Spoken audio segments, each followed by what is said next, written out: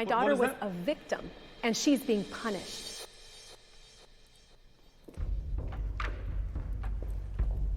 Okay, chat. Yeah, we brought pro-vaxxers and anti-vaxxers together to speak a dialogue about the differences and similarities. Sounds like a good video, guys. Guys, that sounds like a reasonable take. Hi, my name is Marissa Gold. I am a parent. I have 2 girls, 10 and 13, and I'm also a parenting expert with my own parenting company, Intuit Parenting. My name is David Epstein, and I'm a pediatric intensive care physician. I'm Gary Schliffer. I'm an internal medicine physician.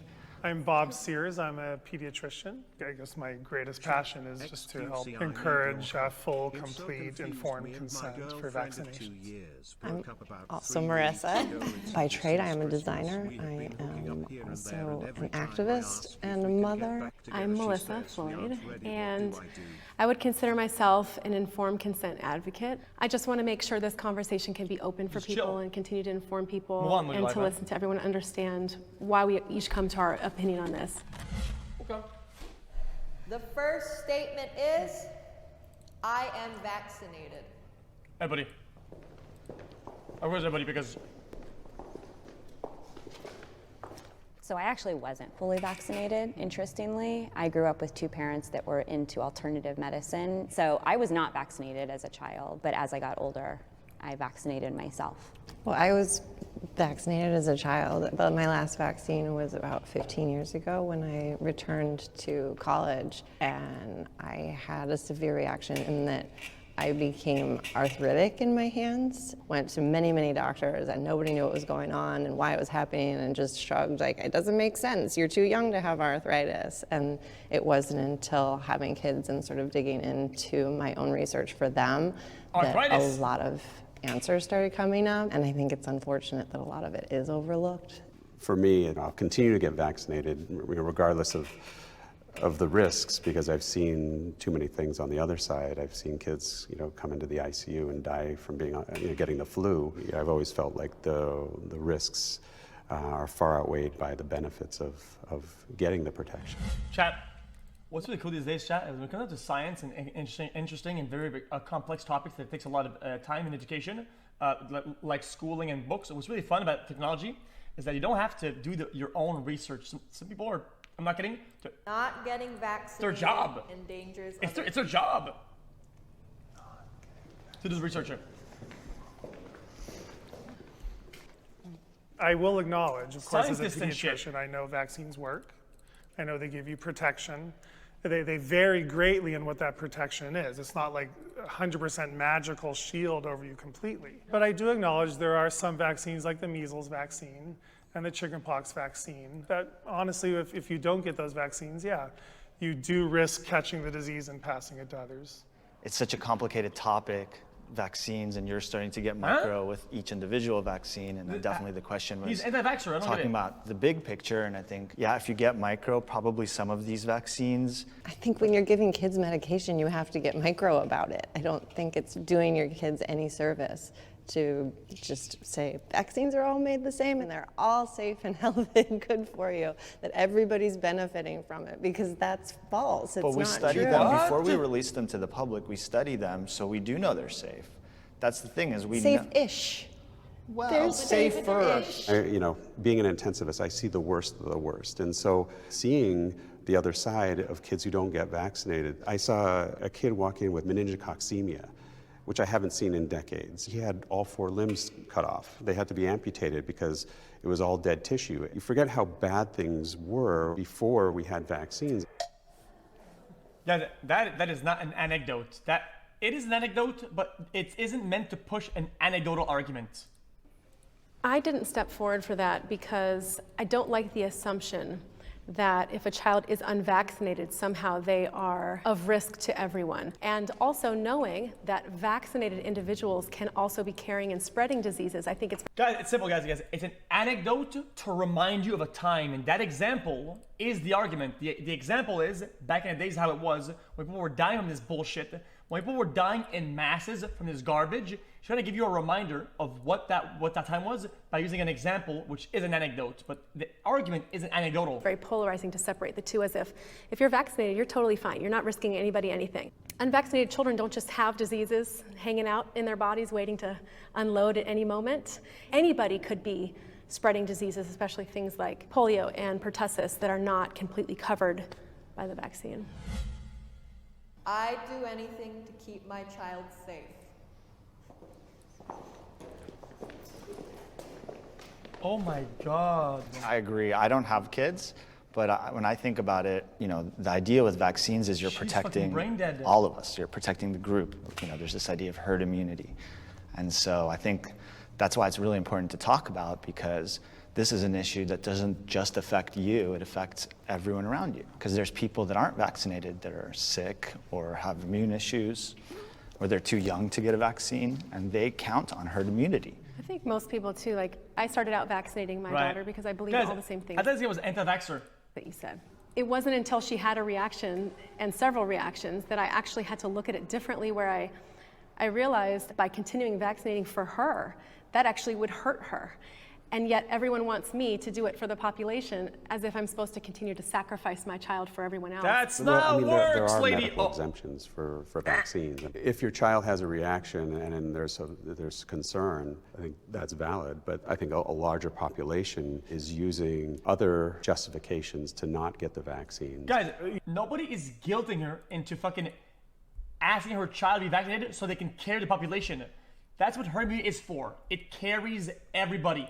If you're the one in 100,000, one in the million who can't get, herd immunity is still standing. Like, A number of families who it doesn't looked into disappear because her child isn't fucking decide vaccinated. What the fuck? to opt out of vaccines because they feel they are just not willing to risk the side effects. But the side effects are like 1 in a million, 1 in 2 million. Whereas the side effects from the diseases, when I see all these outbreaks and things like that, I'm going to choose vaccines every time. And that's, I think, right there is the disservice to this conversation. my because, brainwash. You're it is dumb, a risk dude. benefit You're dumb. analysis, and what's unfortunate is how downplayed those risks are. I only started investigating vaccines because I ended up with a kid with an autoimmune disorder. So what does that mean? And instead of finding answers, I found more questions. The 1 in a million is not a real number. Dude, how the fuck are you against this actual anti-vaccine chat, and you're saying, dude, you're brainwashed. Motherfucker, what happens when fucking polio comes back? What happens when your fucking family is in an iron lung? You know what that is?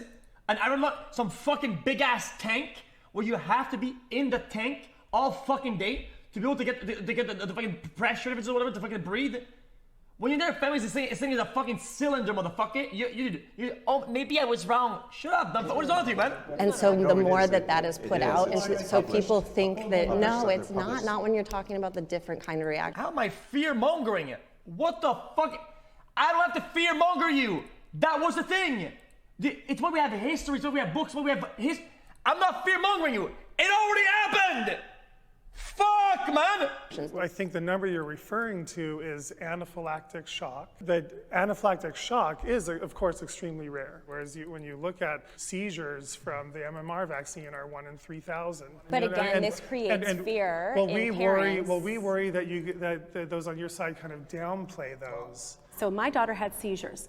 Seizures for most people are considered kind of a big deal. When it happens to you, that downplayed element of, well, that's not anaphylactic shock, it's just a seizure. It is just a seizure. But seizures can be dangerous. I don't think it's an idea of downplay. I think it comes back to what we were saying with the risk-benefit analysis. And I think the data is very clear that the benefits of giving vaccines by far outweigh the risks.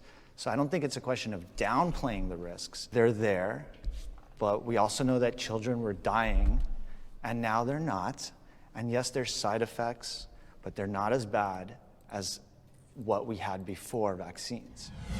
True. Any kind of arguments? I don't always trust my doctor's opinion. You should never. Dude, what? You don't have to always trust. Anytime anyone, whether it's a teacher, a friend, something I read online, my mom, the doctor, anytime anyone tells me, oh, you should do this. Guys, sometimes your doctor is wrong. When it comes down to very complicated stuff, sometimes it's okay to have a second opinion. it's fine. Especially if it has to do with their health, I'm going to do research. And I would be careful about saying it's that I don't trust my doctor, but that trust has been developed over time. And so I would say in the early years when my children were very young, when they would say, this is what we recommend, yes, of course there were times where I got a second opinion or did the research on my own and asked the questions. And I think that as parents, we have to do that. Well, it's hard to trust someone who sees your child for 10 minutes twice a year. In the end, parents know their children best. And that little office visit where your pediatrician looks at your child, he does not know your child the way you know your child. So it's really hard for whatever recommendation he's making to be really based and individualized for your kid. So if you were to come to your doctor and say, wait, so if your kid comes in and they do a test on her arm for allergies, and the kid has extreme allergies to fucking peanuts, say, no. I know Eric. Eric eats his almonds and his peanuts every day. And I know better. hey, my What child's the acting fuck? differently after this well visit appointment. Something's wrong. You want them to trust that you have an established relationship and listen to you and hear you and understand that as a mother, just because you don't have the DR in front of your name, it doesn't make your opinion somehow less valuable. Yeah, I mean, I think like anyone, doctors are fallible and Yes, they it don't know does! everything. And I think it's very important, like you were Yes, it does! mentioning, to have a really strong doctor-patient relationship. I think that's really hard in today's 10-minute appointment age. You know, it makes it really difficult. But like as a young doctor, I think there's a lot of distrust when it comes to physician recommendations. It sucks because, you know, you spend decades training and learning, and your heart is in this place where you want to like be of service to people, and then you're not trusted. But, you know, to answer the question, you shouldn't just blindly trust anyone's opinion, your doctor or anyone. Chat, imagine, chat, guys, you spend your entire life, okay, getting a bunch of debt from school, 15 years in school, motherfucker, residency, the whole wazoo to be a doctor. You finally show up, motherfucker, you put your suit on, open up your thing, go sit down, motherfucker. I'm about to get my first client, and this fucking witch shows up. And she starts arguing that your opinion is dog shit. Oh my god! Ironically, oh my god! the doctors oh my are the god! ones that. Well, I trust my physicians. My daughter has epilepsy, and in March she was also diagnosed with juvenile idiopathic arthritis. I went to the rheumatologist, and the rheumatologist said, "We're going to put her on methotrexate." And I looked at her, I'm like, methotrexate, that's a chemotherapeutic agent that, you know, kids with cancer get. And she's like, yes, but we use it in a low dose and it doesn't cause harmful side effects. You have to trust me. I said, okay. And I trusted her. And I am so glad that I did. Before all this happened, she was a competitive gymnast. And she used to walk up and down the stairs like she was 90 years old. She couldn't hold a pencil in her hand. Now she's back on the bars, back on the beam, doing things which my wife and I never thought that she would do again. So yes, do I trust my physicians? Yes. Do I question them? Yes. I will say, look, can we do this for her? Can we do this instead? And yes, you know, I can appreciate what you guys have said as far as people hearing you. And I think that's the biggest problem in medicine, is that time is short, clinicians aren't listening, and I think that as a pediatrician, you know, one of the most important jobs that we have is to listen to parents. And I think that if any pediatrician isn't doing that, they're not doing their job. Smart. There is too much hostility between the two sides. There should be.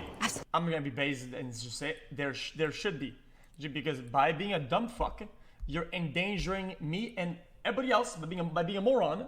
And if too many dumb fucks multiply and people become dumb fucks, we die.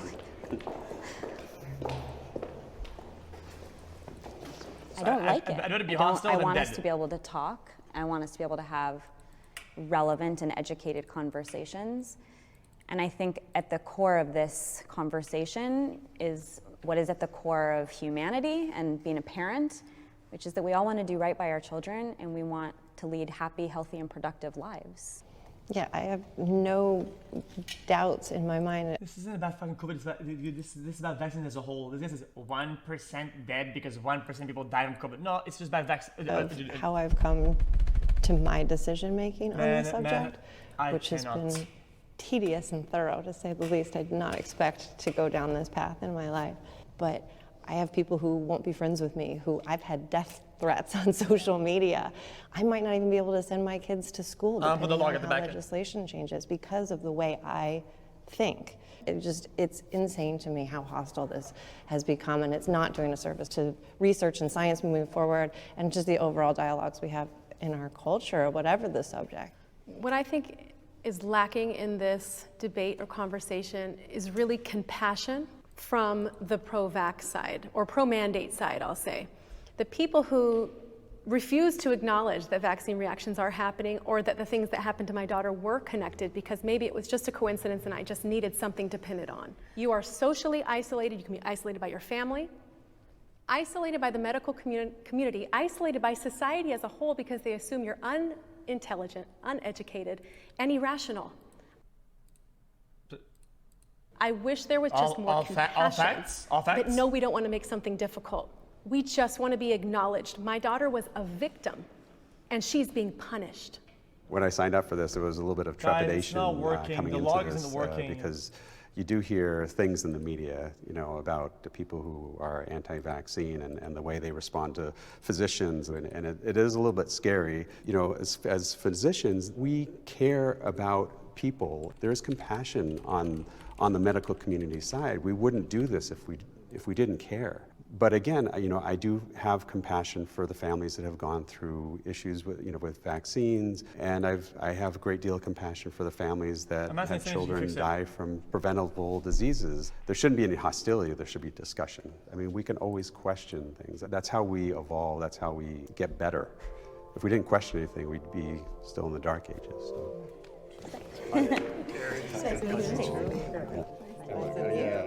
Thanks for sharing your story. Doctor, it was a pleasure.